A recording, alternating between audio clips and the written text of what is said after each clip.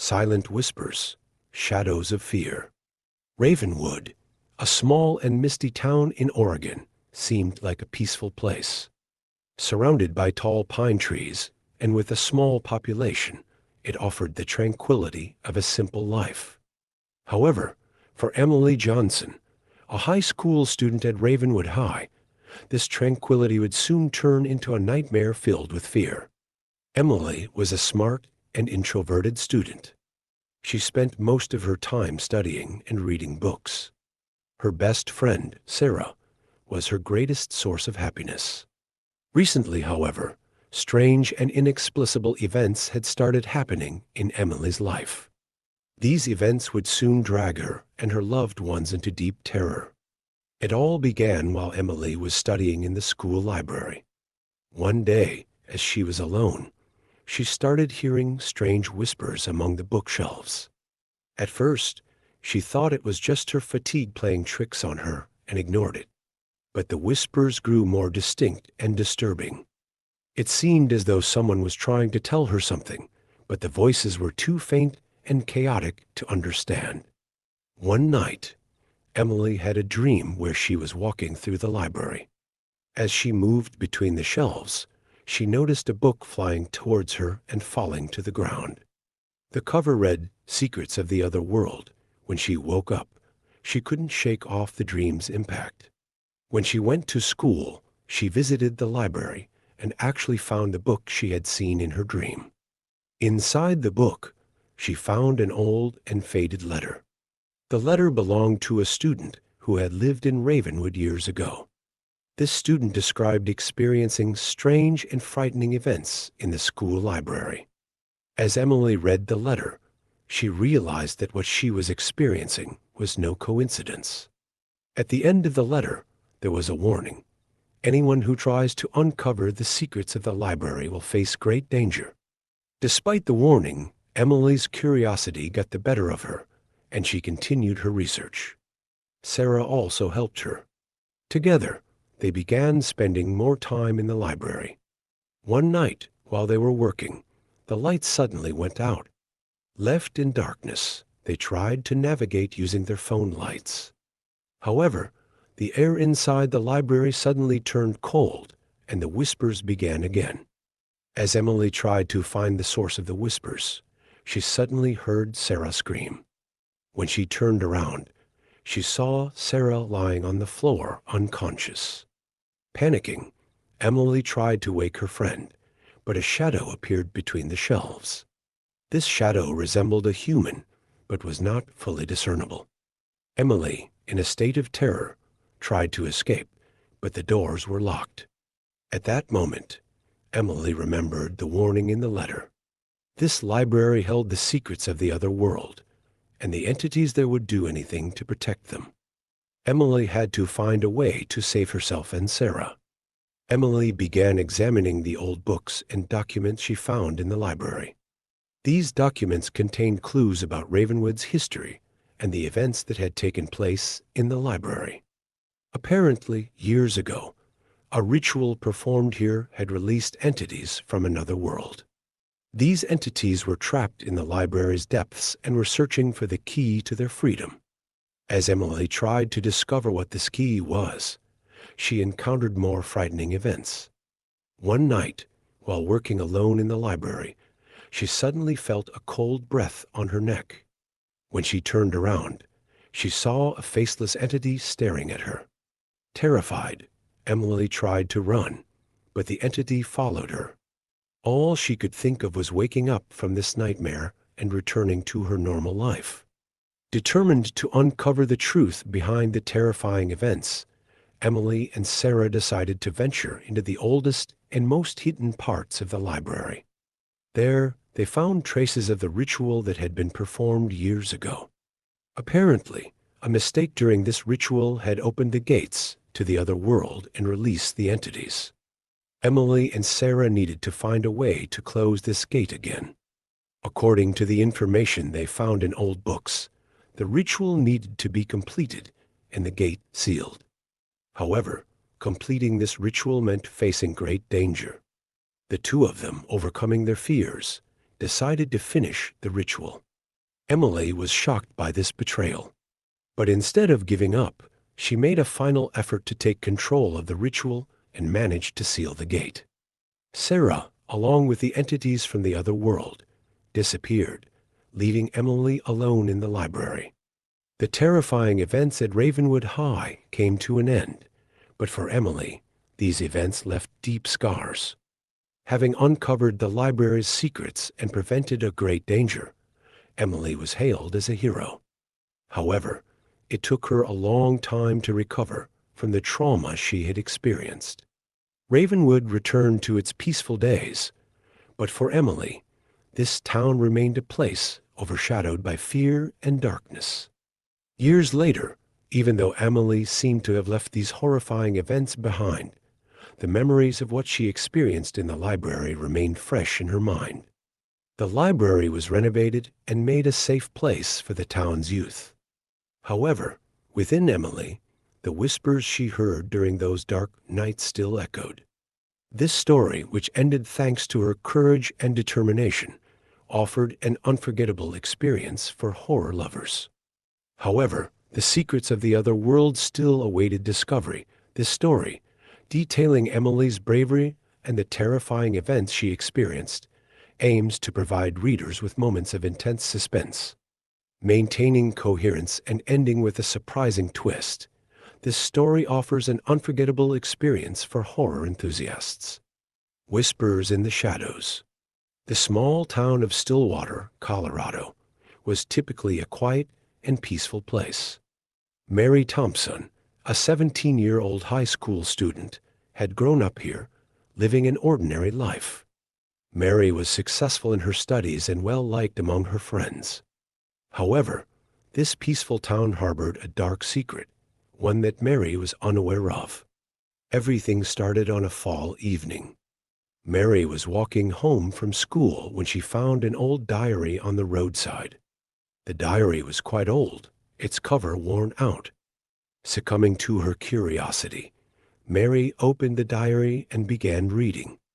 The diary's owner was a girl who had attended Stillwater High School 20 years ago. The writings spoke of strange events, missing students, and a dark presence. As Mary read more, she realized the events described were about her school and town. Some of the people mentioned in the diary were still living in the town as elderly residents. Determined to uncover the mystery, Mary showed the diary to her closest friends, Cassie and Grace. Cassie was very logical and scientifically minded, while Grace approached things more emotionally and intuitively.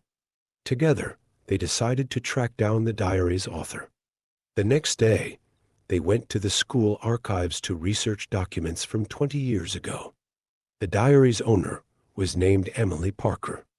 Emily had mysteriously disappeared during her senior year. Her friends recalled that Emily had started behaving strangely shortly before she vanished, constantly talking about whispers in the shadows. Mary, Cassie, and Grace decided to visit Emily's old house. Inside, they found abandoned, dusty rooms. In Emily's room, they discovered strange symbols and writings scrawled on the walls. These symbols matched the ones drawn on the last pages of the diary. During their investigation, they learned that Emily was last seen at an old mine outside the town before she disappeared.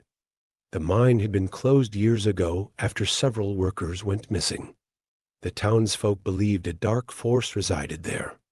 The three friends decided to go to the mine. At the entrance, they found an old, rusty door. Forcing it open, a cold draft blew through, revealing dark tunnels.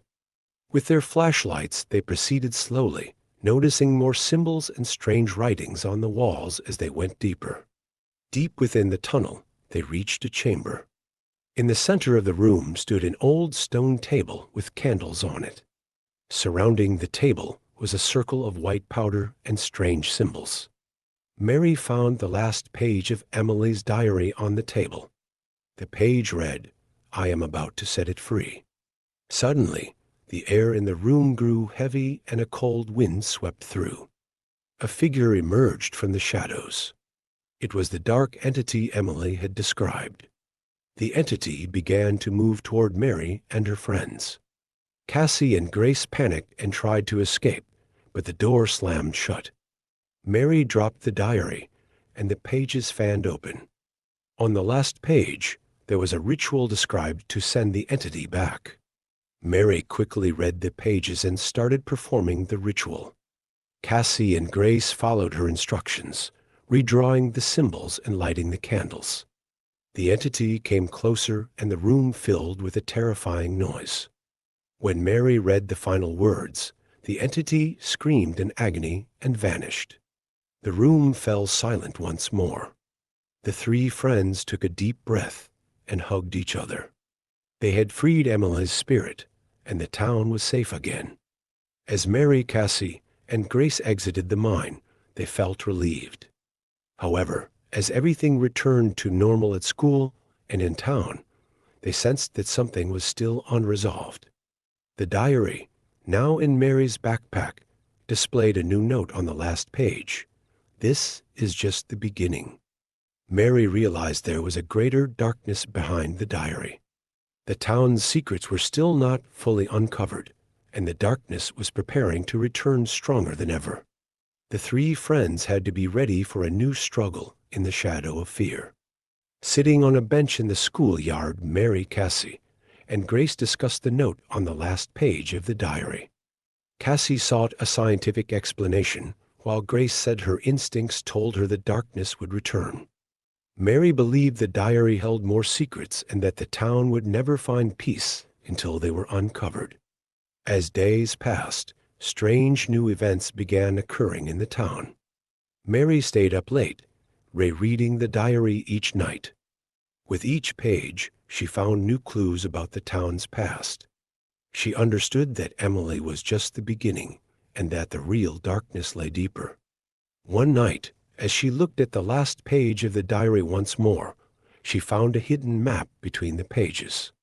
The map pointed to an old, forgotten part of the town. Mary, Cassie, and Grace decided to follow this new clue. The map led them to an old, abandoned mansion on the outskirts of town. The mansion had been untouched for years and emanated a creepy aura. Armed with their flashlights, the three friends entered the mansion, navigating through dark corridors. With each step, the shadows grew thicker and whispers echoed around them. In the depths of the mansion, they reached a large room. The room was filled with symbols, much like the mine. But these symbols were much older and more powerful.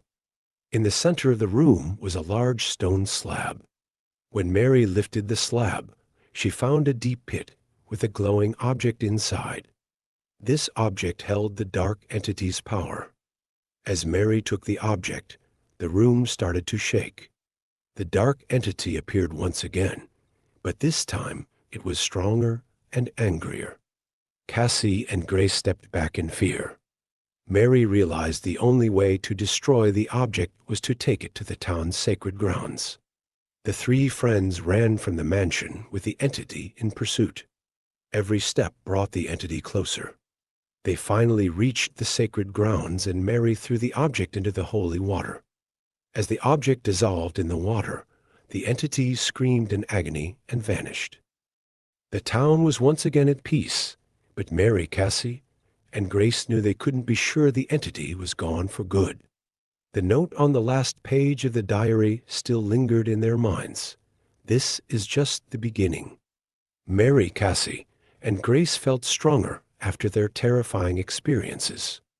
They returned to university and resumed their lives, but this time free from the shadows of their past. Mary took the diary back to the church, entrusting it to the town's protective priest. The diary was now safely hidden in the depths of the church. The three friends continued their lives, always knowing they would stand by each other and face any challenges together. The town was at peace once more, and Mary, Cassie, and Grace knew facing the darkness had made them stronger. However, they remained vigilant, knowing that other secrets might still lurk in the shadows. The haunting of Ridgewood High. Ridgewood High was like any other high school in America, filled with the usual mix of jocks, cheerleaders, geeks, and misfits. But when Melissa Winters moved to the quiet town of Ridgewood, California, she couldn't shake the feeling that something was off. The town seemed too quiet, the people too wary. She shrugged it off as nerves about starting at a new school in her senior year. On her first day, Melissa met her homeroom teacher, Mrs. Anderson, who gave her a warm welcome. "We're glad to have you here, Melissa. If you need anything, just ask," she said with a smile that didn't quite reach her eyes. Melissa settled into her classes quickly, making a few friends along the way. There was Jane, a bubbly girl with a penchant for gossip, and Luke, a quiet but kind boy who showed her around the school. Despite the friendly faces, Melissa couldn't ignore the sense of unease that hung in the air. It wasn't long before Melissa began hearing whispers about the old, abandoned wing of the school. According to the rumors, a terrible accident had occurred there years ago. A student had died under mysterious circumstances, and the wing had been closed off ever since. Some said they could still hear her cries at night. "Do you believe in ghosts?" Melissa asked Luke one day after school. Luke hesitated. "I don't know, but I do know that something strange happened in that wing. My older brother was a student here when it happened. He never talked about it, but I could see the fear in his eyes." Curiosity piqued, Melissa decided to investigate. She made her way to the old wing one afternoon, finding the door locked and covered in cobwebs. Undeterred, she found a small window that had been left ajar. She squeezed through and landed in a dusty hallway. The air was thick with dust, and the dim light cast eerie shadows on the walls. Melissa walked cautiously, her footsteps echoing in the silence. She passed empty classrooms, their desks and chairs covered in a layer of grime. In one room, she found an old journal lying on a desk. The cover was worn, and the pages yellowed with age. She opened it and began to read. The journal belonged to a student named Laura, who had written about strange occurrences in the old wing. She described hearing whispers, seeing shadows that moved on their own, and feeling an overwhelming sense of dread. Melissa's heart raced as she read the final entry. Laura wrote about a presence she felt, something dark and malevolent that seemed to be watching her. She mentioned a name, the Watcher. That night, Melissa couldn't sleep. The name, the Watcher, echoed in her mind. She decided to do some research and found an old newspaper article about the accident. Laura had been found dead in the old wing, her body mangled and her face twisted in terror. The article mentioned that she had been alone, and there were no signs of foul play. Melissa's fear grew as she realized that the rumors might be true. She confided in Jane and Luke, who agreed to help her uncover the truth. "We need to go back," Luke said. "But we have to be careful." The three friends returned to the old wing, this time with flashlights and a plan. They split up to cover more ground, promising to meet back in the main hallway. As Melissa walked through the darkened corridors, she felt a chill run down her spine. She could almost hear Laura's whispers, warning her to turn back. In one classroom, Melissa found a hidden door behind a bookshelf. She pushed it open and discovered a staircase leading down into darkness. She called out to Jane and Luke, and they joined her at the entrance. "We have to see what's down there," Melissa said, her voice trembling. The staircase led to a series of underground tunnels, their walls lined with strange symbols. As they ventured deeper, the air grew colder, and the sense of dread intensified. Melissa's flashlight flickered, and she heard a faint whispering. "We need to hurry," Luke said. "I don't like this." They reached a large chamber at the end of the tunnel. In the center of the room was a stone altar, covered in dried blood. Surrounding the altar were ancient artifacts and candles that looked like they hadn't been lit in years. "This is some kind of ritual site," Jane whispered. "But for what?" Suddenly, the candles burst into flame, casting an eerie glow over the chamber.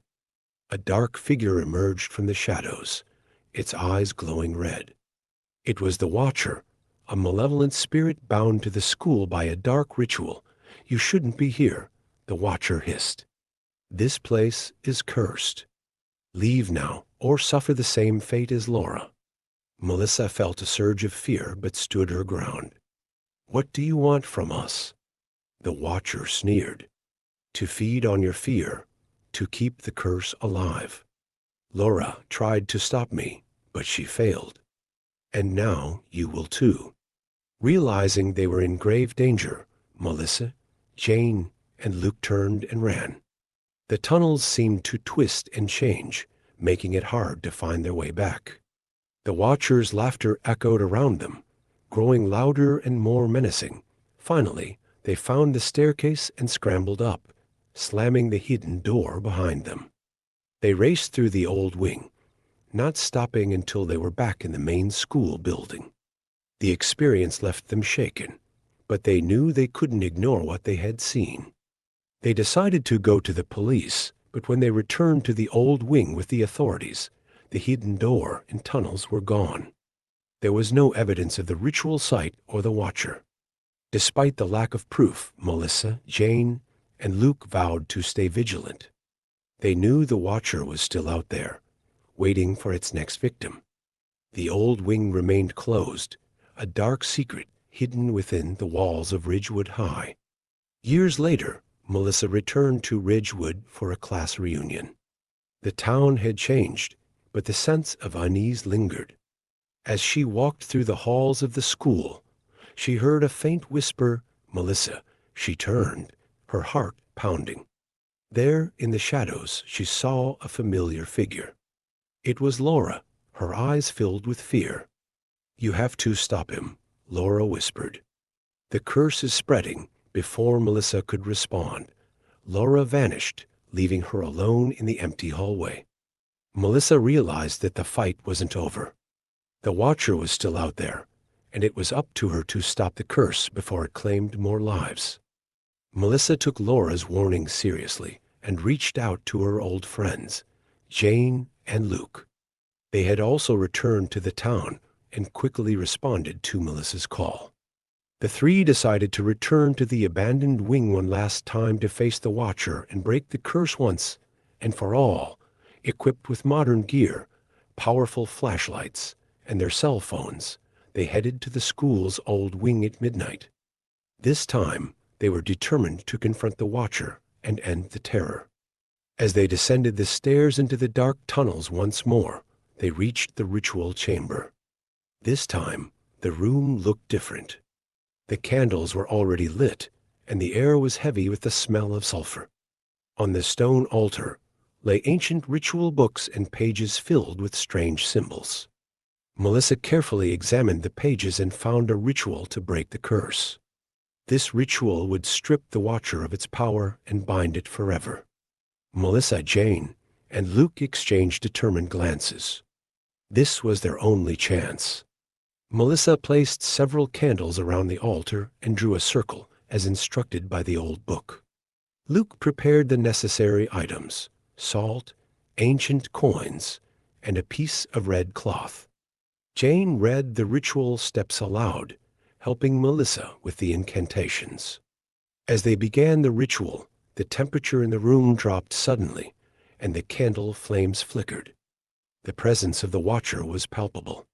Shadows moved along the walls, and whispers echoed from the dark corners. "Stay strong," Melissa whispered. "We can do this." As Melissa spoke the final words, the Watcher's dark figure emerged before them, eyes burning like crimson fire. "You cannot stop me. The curse will last forever," it hissed, its voice filled with malice. But Melissa stood her ground.